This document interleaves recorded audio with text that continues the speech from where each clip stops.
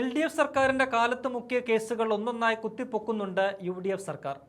മുൻ മുഖ്യമന്ത്രി പിണറായി വിജയന്റെ ഗൺമാന്മാർക്കെതിരെയുള്ള അന്വേഷണം ഊർജിതമായി മുന്നോട്ടു പോകുന്നു.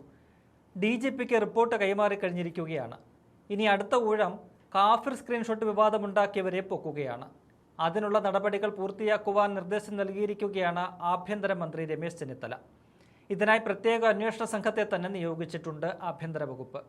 SIT ഉടനെ ചുമതല ഏറ്റെടുക്കുമെന്ന റിപ്പോർട്ടുകൾ വരുന്നുണ്ട്. 2024 ലോക്സഭാ തെരഞ്ഞെടുപ്പിൽ ഏറെ കോളിളക്കമുണ്ടാക്കിയ വിവാദമാണ് കാഫിർ സ്ക്രീൻഷോട്ട്. അന്ന് വടകരയിൽ UDF സ്ഥാനാർത്ഥിയായി മത്സരിച്ച ഷാഫി പറമ്പിലിനെ തോൽപ്പിക്കാൻ CPM പുറത്തെടുത്ത ആയുധമാണ് സ്ക്രീൻഷോട്ട് വിവാദം. നേരത്തെ ഈ കേസിൽ പ്രതികളിലേക്ക് എത്താൻ കഴിഞ്ഞില്ലെന്ന് പറഞ്ഞ് അന്വേഷണം അവസാനിപ്പിക്കുന്നതായി പോലീസ് കോടതിയിൽ റിപ്പോർട്ട് നൽകിയിരുന്നു. പാറയ്ക്കൽ അബ്ദുള്ള MLA ആഭ്യന്തരമന്ത്രി രമേശ് ചെന്നിത്തലയ്ക്ക് നൽകിയ പരാതിയുടെ അടിസ്ഥാനത്തിലാണ് പുനരന്വേഷണത്തിനുള്ള നീക്കം നടക്കുന്നത്. ലോക്സഭാ തെരഞ്ഞെടുപ്പിൽ വലിയ കോളിളക്കം സൃഷ്ടിച്ചതാണെങ്കിലും 2 വർഷത്തോളം നീണ്ട അന്വേഷണത്തിൽ സ്ക്രീൻഷോട്ട് സന്ദേശം ആര് സൃഷ്ടിച്ചുവെന്ന് ഇതുവരെ കണ്ടെത്താനായിട്ടില്ല.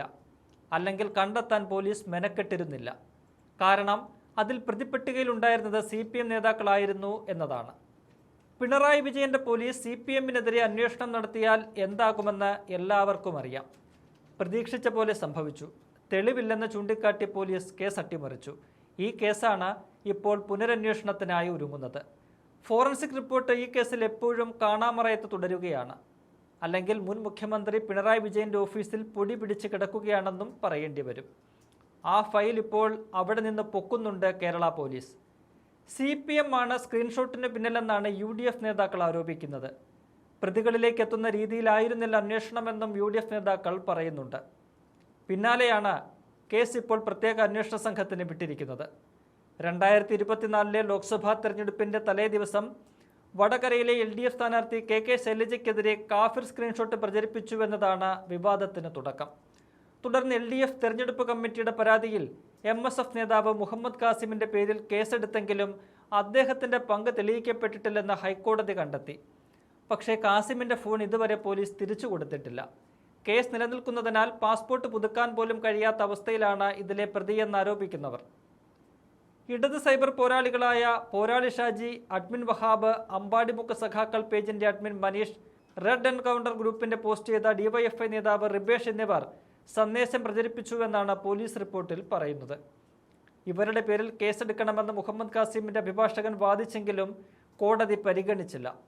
അന്വേഷണം അവസാനിപ്പിക്കുന്നതായി വടകര ജുഡീഷ്യൽ 1ാം ക്ലാസ് മജിസ്ട്രേറ്റ് കോടതിയിൽ ഏപ്രിലാണ് അന്വേഷണ സംഘം റിപ്പോർട്ട് നൽകിയത്. എന്നാൽ ഫോറൻസിക് റിപ്പോർട്ട് കിട്ടുന്ന മുറയ്ക്ക് വീണ്ടും കോടതിയിൽ അപേക്ഷ നൽകി പുനരന്വേഷണം നടത്തുമെന്നും പോലീസ് വ്യക്തമാക്കിയിട്ടുണ്ട്. ഇതിനു പിന്നാലെയാണ് SIT രൂപീകരിച്ചിരിക്കുന്നത്.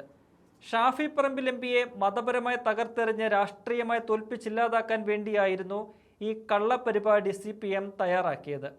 എന്നാൽ CPMന്റെ കള്ളത്തരം ഏറ്റില്ലെന്ന് മാത്രമല്ല, തകർന്ന് തരിപ്പണമാവുകയും ചെയ്തു. അതിൻ്റെ തെളിവാണ് 1.5 ലക്ഷം വോട്ടുകൾക്ക് ഷാഫി പറമ്പിൽ വിജയിച്ചത്. ഇപ്പോൾ ഭരണം മാറിയതോടെ പൂർണ്ണമായും കാഫിർ സ്ക്രീൻഷോട്ട് മുതലാളിമാർ അഴിയെണ്ണേണ്ടി വരുമോ എന്ന തരത്തിലേക്കാണ് കാര്യങ്ങൾ എത്തി നിൽക്കുന്നത്. DYFI നേതാവ് റിബേഷ് രാമകൃഷ്ണൻ ഉൾപ്പെടെയുള്ളവരുടെ ഫോണുകൾ ഫോറൻസിക് പരിശോധന നടത്തി 2 ആഴ്ചയ്ക്കകം റിപ്പോർട്ട് സമർപ്പിക്കാൻ ഹൈക്കോടതി ഉത്തരവിട്ടിട്ട് ഇപ്പോൾ 1.5 വർഷം കഴിഞ്ഞിരിക്കുകയാണ്.